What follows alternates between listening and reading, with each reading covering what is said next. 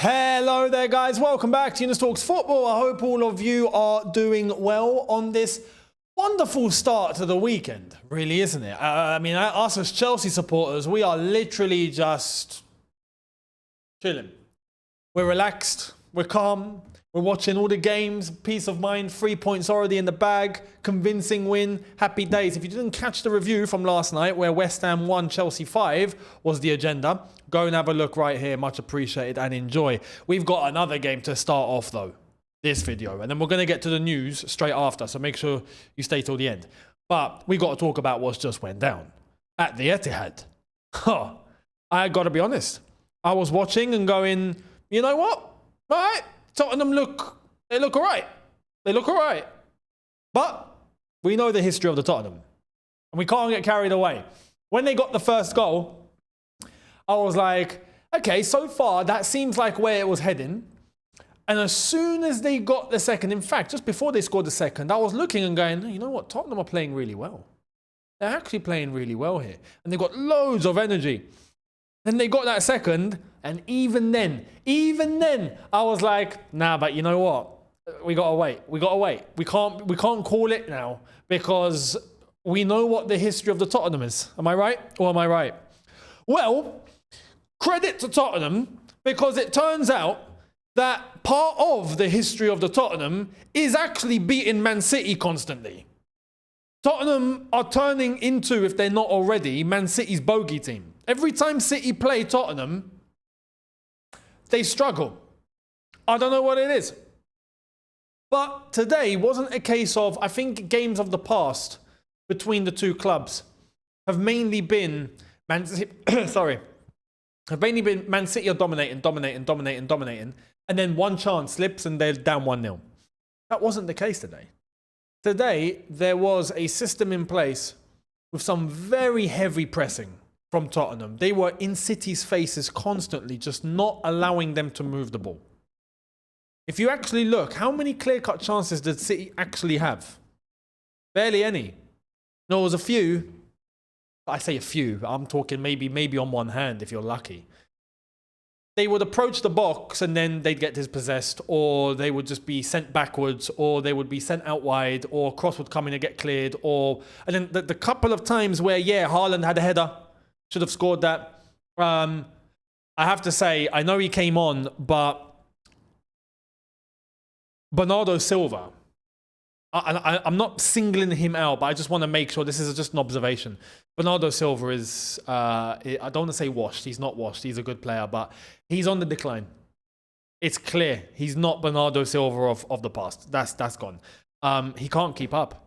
It looks like he's struggling with the pace of the game. And this is something that we kind of saw to the back end of last season. But it hasn't changed. And I know maybe give it a few games, maybe he might find some rhythm, but he's not got the same legs like he used to.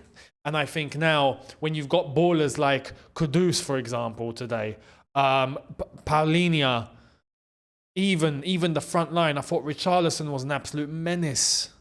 You know, Tottenham were just pressing hard, you know, and they weren't doing what they were doing under Ange, which is leave themselves exposed at the back. They had a very good balance between their attack and their defense and their off-the-ball work and not allowing themselves space in behind. Tottenham had a very good structure. Thomas Frank put out a very, very effective system to nullify Man City, but at the same time, use what they have, especially on their flanks, to be able to catch Man City out at opportunities and hit them. The goal, for example, where Richarlison was onside, that's a prime example. That was such a beautifully weighted pass, beautifully timed pass. Richarlison onside, and I called it when I was watching. I was going, nah, he's on. Like, because I was looking at the line when Richarlison did pass the defender. I was like, nah, he's on. He looked on. And then it goes to VAR. He was on. More than on. You know, everything was timed with Tottenham today. Everything was timed beautifully. And they punished City. City constantly just, you know, trying to knock on the door, but it's like the door was making no sounds. Whereas Tottenham just showed up twice, barged the door down, knocked it over, and just entered. You know, fair play to Tottenham. Man City looked like a team that didn't have answers. And I still think it's early. Man City do have quality here, right? The one thing that I think also hurt them earlier on was the injury to Aït-Nouri. I don't know what that means. It didn't look good. And to be honest, I'm partly concerned at that because Algeria have 2 World Cup qualifiers coming up and Aït-Nouri is our starting left back. So I'm hoping he's okay, but he came off the pitch looking like he was about to drop into tears. Like, it doesn't look good. It doesn't look good. So I think that's also something that played part. But Man City should have enough quality and depth to be able to deal with something like that. They had everyone on the pitch. They had Reinders on the pitch, Shirky on the pitch, the Haaland. Of course, they brought on Foden later. They brought on Rodri, even he came on for a little bit. So he's back. But they didn't have an answer. It just seemed like they didn't have an answer. Every time they tried to move the ball, they were shut down. So I think it's early, like I said. I think City will find some sort of a rhythm. But I question tactically, I don't want to say, has Pep been found out? That's a bit too broad. But I don't see City being as effective as they were in past seasons under Pep. Because I feel like other teams have evolved to match the style and the type and the tempo of football that Man City normally used to dominate in. So that's what City need to find an answer for. And it seems like Pep, weirdly enough, this is going to sound bizarre, but Pep is a little one-dimensional at the moment. I don't know if you feel the same. This was the case last season. And so far, it seems like more of the same at the moment. But I stress, like I've said, it's 2 games. We will get a clearer idea by match day 6, match day 7. And at that point, if City look the same, then they've got to be concerned. Simple as that. So fair play to Tottenham. They've done really, really well. Fair play to Spurs. Clinical. Thomas Frank has got them very organised. Weirdly enough, playing very well on the counter, which is not, it's not like Tottenham, you know, at least under Ange anyway. They didn't know what a counter-attack was under Ange. But this is where, look, so far so good. Am I concerned about Tottenham? No, not yet. I say not yet because you never know. But Thomas Frank is doing a good job so far. He's got them playing. He's got them organised. He's got them structured. He's got them timing themselves very well in terms of when to move, when to press, when to pass, when to sit, when to defend. They've got a very good timing of things at the moment. But it's like I've said, we know the history of the Tottenham. So, you know, sometimes you just can't take the DNA out of the club. It is what it is. So we'll see what happens. But let me know your thoughts. Beautiful win for Tottenham at the Etihad. More of the same compared to what we've seen in seasons past. Can Tottenham keep consistent? That's the one thing Tottenham don't normally do well. Let's wait and see. Let me know your thoughts down below. And are you concerned about Man City? Let me know. Let's move to the news. Xavi Simons, who played last night against Bayern Munich as Leipzig got absolutely destroyed 6-0. I know, crazy, isn't it? Well, here's what the RB Leipzig X account put up. So, quoting Xavi Simons with a wave. Just a wave. Is that subliminal? Is that a little... Bye, guys. Bye. Nice to see you. Hope to see you again in the future sometime because I'm on my way to Chelsea. Is that a bit? Is that what's going on? Have Leipzig gone? Okay, look, we know that was your last game. We're gonna say goodbye. You know, enjoy your football in England, Xavi Simons. Is that it? I don't know. Seems like it. But Xavi Simons yesterday didn't play brilliant, which was exactly what I was looking for because I don't want Bayern Munich to get ideas. Bayern Munich destroyed the whole team 6-0 though, which was beyond what I thought could happen. But at the same time, when you actually go and look, I didn't watch the game. I can only base on match ratings. I seen the match ratings. We got players in that Leipzig team getting 4s and 5s. Xavi Simons was their best player on the pitch with a 7. I don't know. Is that legit? Is that how it went down? Because I know sometimes ratings can be poor and they don't actually reflect the truth. But I'll take it. I'll take it. So, Xavi, Simons, matter of time. We'll wait to see what happens with Nkunku, Jackson, and then, like I've said, which hopefully in the next few days now we're going to be getting. Hopefully this new week, that's starting on Monday. Hopefully we're going to get these sort of updates. Let's wait and see. Now, talking about updates, let's get to Germany.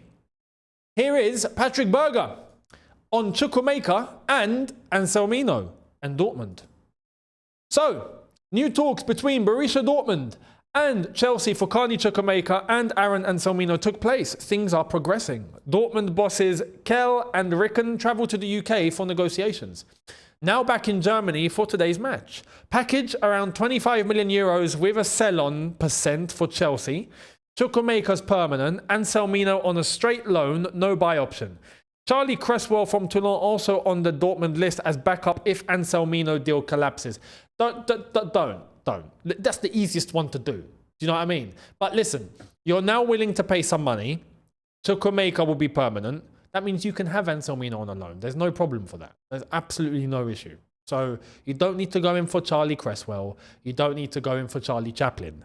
It's as simple as Anselmino on a loan. You pay, look, package around 25 million euros. That's a bargain, lads. You're not paying 20 million for Chukwuemeka.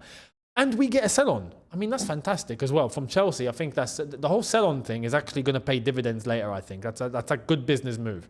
But all looks good. Let's hope these go through. And that's more money that's coming in, which will balance things out, which means that we can hopefully trigger something really, really soon. Simons and Garnacho. Fabrizio Romano went on to confirm about Chukwuemeka and Anselmino as well. Now, X seems to have this weird emoji problem at the moment, and I don't understand. But that's a black and yellow color with soon and a hourglass to show that it's about to happen. So we're expecting these two to move to Dortmund on a permanent and on a loan, and everyone's a winner. So keep your eyes peeled on that one. Let me know your thoughts. Do you think that's a good deal for Chelsea? Do you think that's a good deal for Dortmund? Let me know. Much appreciated. Cucurella.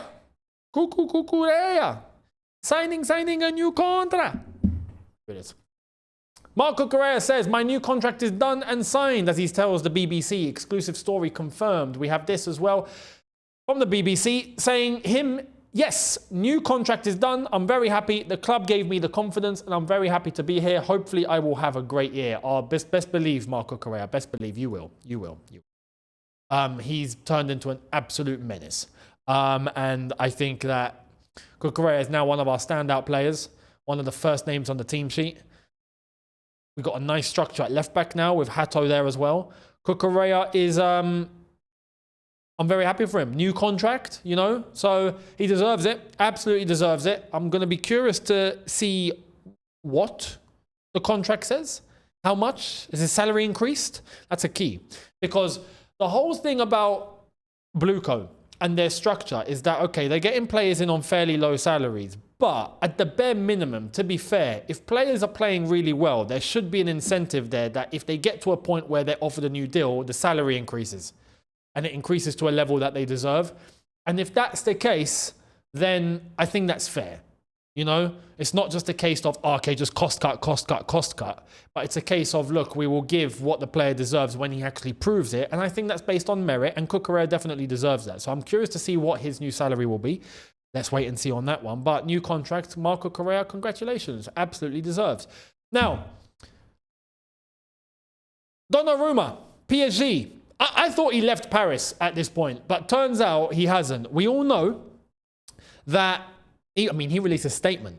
He released a statement about leaving PSG, about how the relationship is broken, about how things were not promised. Well, things were promised and then they weren't stuck to, blah, blah, blah. We know the deal. But Donnarumma was in Paris for the PSG game yesterday, as he did get a chance to say goodbye. So here's Fabrizio with the clip as well. So we've got emotional moment for Gigio Donnarumma as he says goodbye to PSG fans as a legend of the club, ready for new chapter with Man City still working on it. And this is Donnarumma on the pitch with his teammates. Well, now to be former teammates, saying goodbye, really. and they pushed him over to the stand behind the goal. He told them goodbye.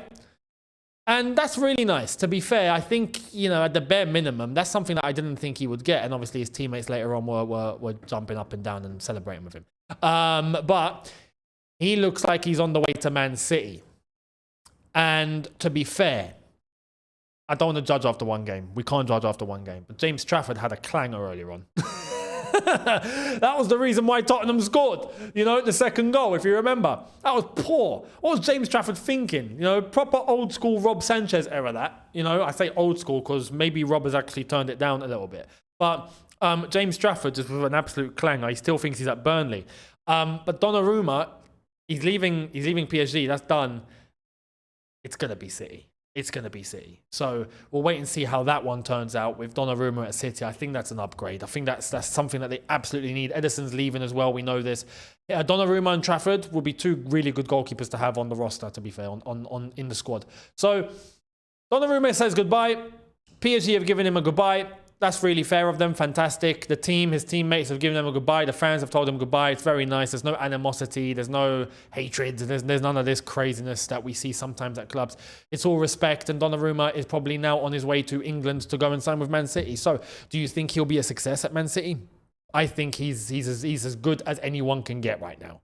So I think overall that would be a really good signing for Man City. But what do you think? Let me know down below. Much appreciated. And I will catch all of you tonight as we get into video number 2. We'll see what else pops up. We got Arsenal Leeds later as well. Hopefully Leeds does everyone a favour and stops Arsenal in their tracks. Fingers crossed. Anyway, Eze will not be playing that game because he didn't register in time. So he'll be available from the next one, but he will be in attendance.